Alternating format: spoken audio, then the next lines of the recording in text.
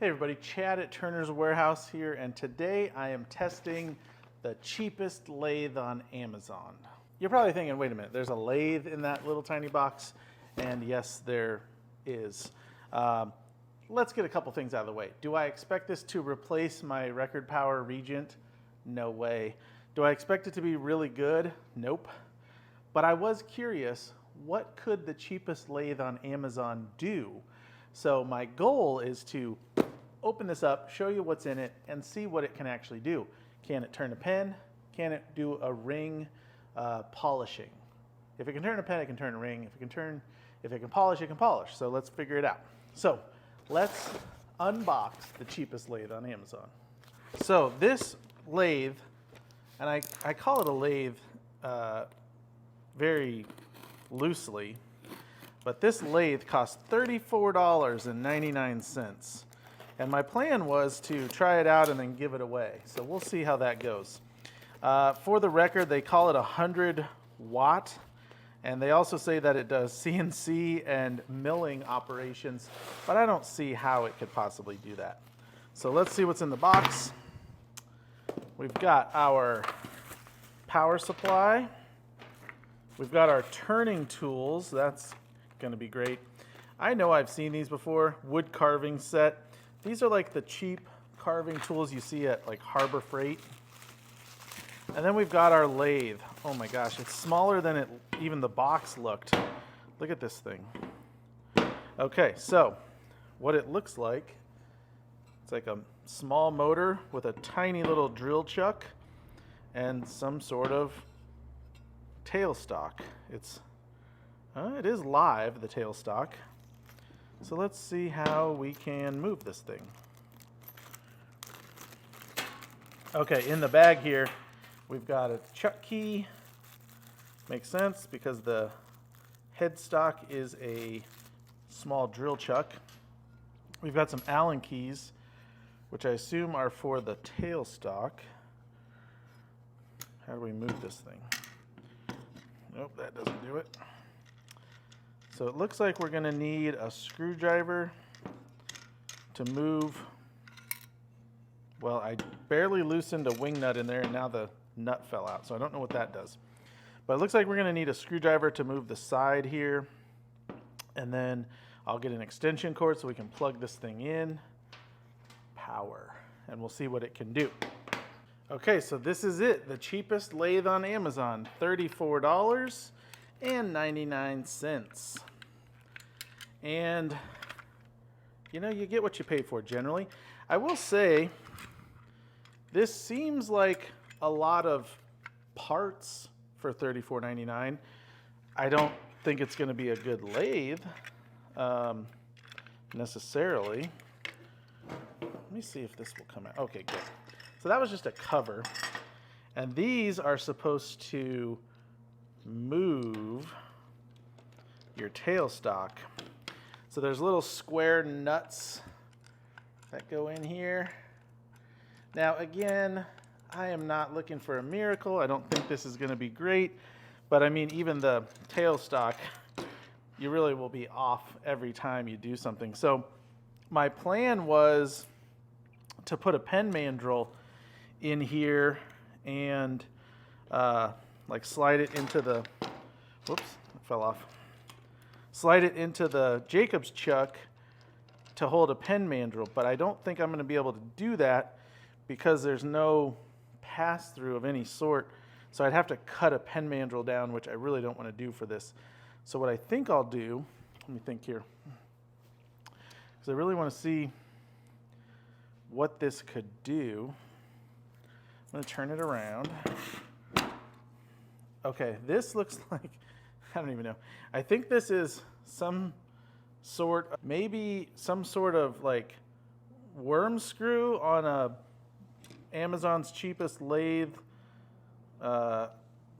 frame. So that goes in there, and then you can tighten it up in the Jacob's chuck. But I mean, it's barely the size of a tiny little screw, so I don't know how much that's going to hold. My initial goal to turn a pen or a ring, or at least polish a ring, are both out the window, because without seriously modifying something to hold a pen on here, there's no way to hold a pen blank even.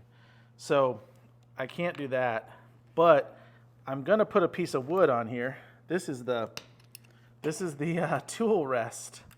It's a piece of angle iron that has a screw at the bottom, and I guess we rest our tool on there. So let me go find a piece of wood that I can put a little tiny hole in and see if this will hold, and let's see if this has even enough power to do the littlest turning. Okay, I've got a piece of wood chucked up here. I use their little screw shaft to go on there. I'm just going to try to line this up as best I can because there's no way to know if I'm actually center with this tailstock. Okay, so it's kind of spinning there. We're going to use the tools they provided,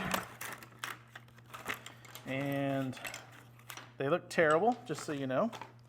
I'm going to use this little gougey looking one. Looks like a really horrible version of a bowl gouge. I'll get the tool rest, and I hesitate to call it that. And that, you can see that huge gap. That's as close as I can get it. And it's going to use up almost all my tool just to reach it. But we're going to try. So let me plug this sucker in. And where does it plug in? Right there. Whoa, and it just turns on automatically. Now I am putting my safety glasses on because this seems horrible. And I'm really not trying to be negative here because I had high hopes for this to be at least something usable, but so far, I mean, there's obviously no speed control, which I didn't expect, but it's just humming like a madman. And I'm afraid it's gonna move all over when I try to use this little tool on it. So let's see. Yeah, look, it's like vibrating, and so I'm gonna actually have to hold it with one hand.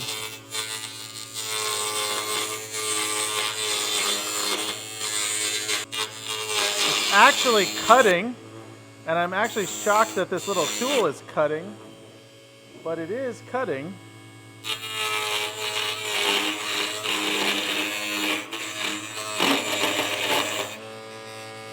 Let me try a V-groove one.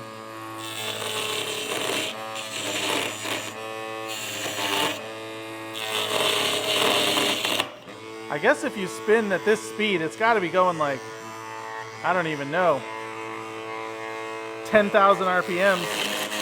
I guess anything will cut. Let me grab a little bowl gouge, like a real one. So here's a little record power bowl gouge. Well, it doesn't like that. Maybe my tailstock came loose. Oh yeah. Oh well, this unscrewed. It's like not. Oh. So it's all the way tight. It just came. It broke loose of the little threaded shaft, whatever you want to call it. Just stripped out in there. And I mean, this thing is going so fast that there's no way to control it. So unfortunately, this testing is pretty short because I can't really do anything with this. Now, could you make jigs and stuff to make this work? Maybe. It would never be good though. And I was hoping this would be good enough I could at least give it away and do a giveaway on this, but I don't even want to give this to anyone because it's going to be more trouble than it's worth. I mean, I just tightened that up and look, it's already all crooked. I was thinking if you could at least put a ring mandrel in the Jacobs chuck, you could at least polish on it, but it's like an 1/8 of an inch capability in that thing. It's tiny. So I don't know what you could use this for. If you have any ideas, let me know. Put a comment if you think of something I could use this for realistically. The tools are junk. The tailstock's no good. I mean, there's no way to get this center. So ultimately, would I recommend you buy the cheapest lathe on Amazon? No. It's totally a waste of money because I don't even know what I could do with it, because even just the simplest thing, it doesn't work.